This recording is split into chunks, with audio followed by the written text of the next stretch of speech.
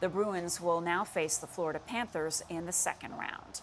I want to bring in John Viveiros. He's the host of Hot Take Hockey. John, another devastating loss for Toronto. What went wrong?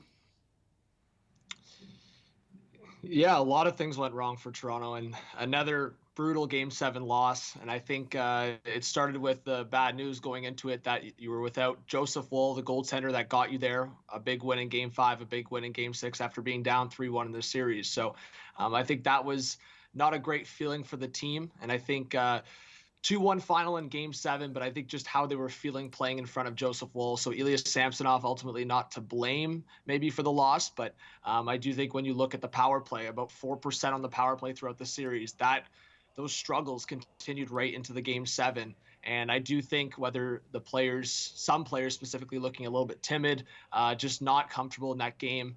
You look at Game 6 where they were limiting Boston's shots quite a bit in the first 25 to 30 minutes.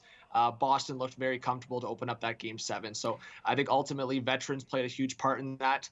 A lot of guys in the Boston Bruins have been to the Stanley Cup, have won the Stanley Cup. And I think you saw that experience taking play in that Game 7. So from the goaltender, injuries taking a part for Toronto, and then of course just the history of it is going to be an issue for the fan base if you don't see success, and that's been the case. So Mitch Marner's got 1 year left on his contract. John Tavares has got 1 year left on his contract. Two Ontario, Toronto hometown guys. So whether it's John Tavares, he's the captain of this team. Does that change? There's been a lot of speculation around maybe Austin Matthews getting that seat at some point. The Leafs have committed their dollars and long-term deals to Austin Matthews and William Nylander.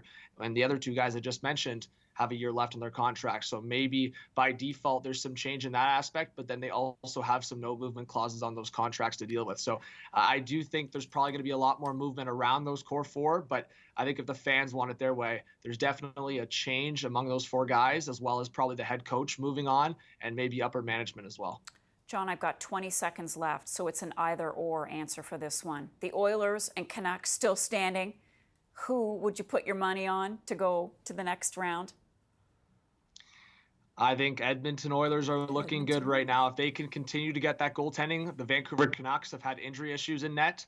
Edmonton, if they can get good goaltending, Connor McDavid, Leon Draisaitl, I think there's a good chance they could lead them to a cup run. Edmonton, okay. We heard it from John Viveiros. He's the host of Hot Take Hockey. John, thanks so much. Good to see you today.